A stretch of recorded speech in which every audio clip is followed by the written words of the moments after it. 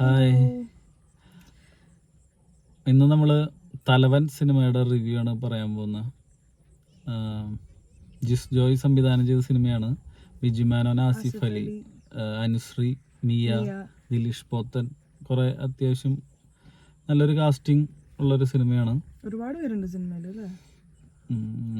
Cinema കണ്ടിട്ടുള്ള അഭിപ്രായം ഒറ്റ വാക്കിൽ പറഞ്ഞു കഴിഞ്ഞാൽ എനിക്കിഷ്ടപ്പെട്ടു. അടിപൊളി, നല്ലൊരു ഇൻവെസ്റ്റിഗേഷൻ ത്രില്ലറാണ്. നല്ല രസത്തിൽ നമുക്ക് എൻഗേജിങ് ആയിട്ട് മുന്നോട്ട് പോകാവുന്നൊരു സിനിമയാണ്. ത്രില്ലർ എന്ന് പറയുമ്പോൾ നമ്മളിങ്ങനെ മുൾമുനയിൽ നിർത്തിയ ഒരു എഫക്റ്റ് കിട്ടി. അത്യാവശ്യം കിട്ടി. നമുക്ക് അടുത്ത എന്ത് സംഭവിക്കും, ആരിലേക്കാണ് പോകുന്നത് എന്നുള്ളൊരു ക്യൂരിയോസിറ്റി കിട്ടുന്ന തരത്തിലുള്ളൊരു സിനിമയാണ്. പിന്നെ ബാക്ക്ഗ്രൗണ്ട് സ്കോറൊക്കെ വളരെ ആവശ്യമുള്ള സ്ഥലത്ത് മാത്രം യൂസ് ചെയ്യുന്ന ദീപക് ദേവാണ് ബാക്ക്ഗ്രൗണ്ട് സ്കോറും പാട്ടുകളും. പിന്നെ ഒരു സ്ഥലത്ത് മാത്രം ഒരു 4 വരി പാട്ട് ഇട്ടാണത്. അതെന്താ പാടിയത്? ബിജു മേനോനാണ് പാടിയത്. എന്തോ ഒരു ചേരാത്ത പോലത്തെ ഒരു ഫീല് തോന്നിയിരുന്നു. ആ സീനായിട്ട് എന്താ ചേരാത്ത പോലത്തെ ഒരു പാട്ട് പോലെ തോന്നി. ശബ്ദം കൊണ്ടാണ് എന്താണെന്ന് അറിയില്ല, അങ്ങനെ ഒരു ഫീൽ ചെയ്തു. പിന്നെ ആസിഫ് അലി, ബിജു മേനോൻ നല്ല പ്രകടനമായിരുന്നു. ആസിഫ് അലിയൊക്കെ അടിപൊളിയായിട്ട് ചെയ്തിട്ടുണ്ട്.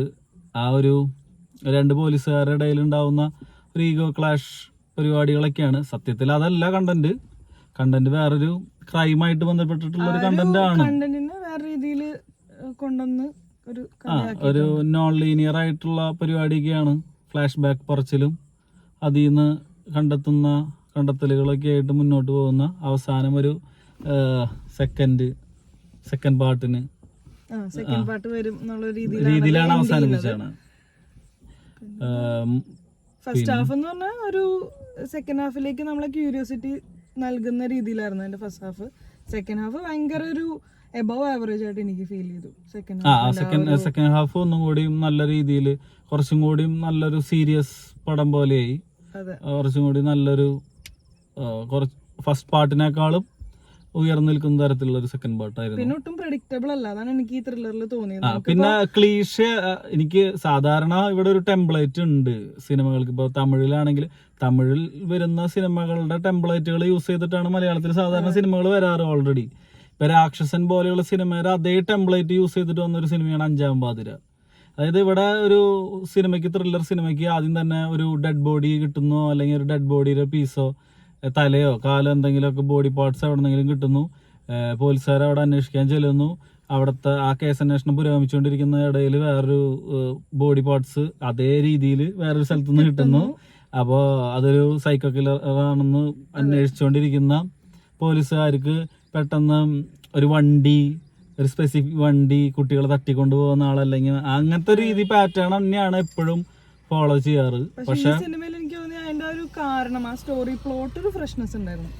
എന്തിനാണ് ഈ കഥ നടക്കുന്നത് എന്നുള്ളൊരു സാധനം ഉണ്ടല്ലോ, അതൊരു ഫ്രഷ് ആയിട്ടൊരു സ്റ്റോറി ആയിട്ട് തോന്നി. വേറെ എവിടെയും കണ്ടിട്ടില്ലാത്തൊരു സ്റ്റോറി. ഫ്ലാഷ് ബാക്ക് ആണെന്നുണ്ടെങ്കിൽ അതിനുള്ളൊരു റീസൺ ആണെന്നുണ്ടെങ്കിലും, അത് കഴിഞ്ഞിട്ടുള്ള അതിന്റെ മുന്നോട്ട് പോക്കൊക്കെ ആണെന്നുണ്ടെങ്കിൽ ഒരു ഫ്രഷ്നെസ് ഫീൽ ഉണ്ടായിരുന്നു. ഒരു നമ്മൾ കണ്ട് പരിചയിച്ചിട്ടുള്ള രീതികളൊക്കെ തന്നെയാണെന്നുണ്ടെങ്കിലും കുറച്ചും കൂടി ഒരു മലയാളം സിനിമ എന്നുള്ള രീതിയിൽ നല്ലൊരു, എല്ലാ ആർട്ടിസ്റ്റുകളെയും നന്നായിട്ട് യൂസ് ചെയ്തിട്ടുണ്ട്. അവരുടെ ആ ഒരു സ്കില്ലുകളും കാര്യങ്ങളൊക്കെ, ആക്ടിംഗ് സ്കില്ലുകളെ നല്ലതായിട്ട് ഉപയോഗിച്ചിട്ടുള്ള. ആസിഫ് അലിനെ കാണാൻ നല്ല ഭംഗിയുണ്ടായിരുന്നു ആ പോലീസ് വേഷത്തില്. പിന്നെ ഭയങ്കര ഫിറ്റായി അല്ലെ ആള് നല്ല രീതിയില് നല്ല വർക്കൗട്ടൊക്കെ ചെയ്ത് നല്ല ബോഡി, നല്ല കറക്റ്റ് ഫിറ്റ് കോസ്റ്റ്യൂമായിരുന്നു.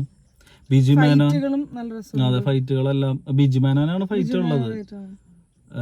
ആസിഫ് അലിക്ക് ഫൈറ്റ് ഒന്നുമില്ല, ബിജു മേനോനാണ് ഫൈറ്റ് ഉള്ളത്. ബിജു മേനോൻ സാധാരണ കുറെ പോലീസ് വേഷങ്ങൾ ചെയ്തിട്ടുള്ള ഒരു വ്യക്തിയാണ്. ഇതിലെ ആളൊരു ഇപ്പൊ കുറച്ച് നാള് മുമ്പ് തുണ്ട് എന്ന് പറഞ്ഞൊരു പടത്തിലും ആളൊരു പോലീസ് ഓഫീസർ ആയിരുന്നു.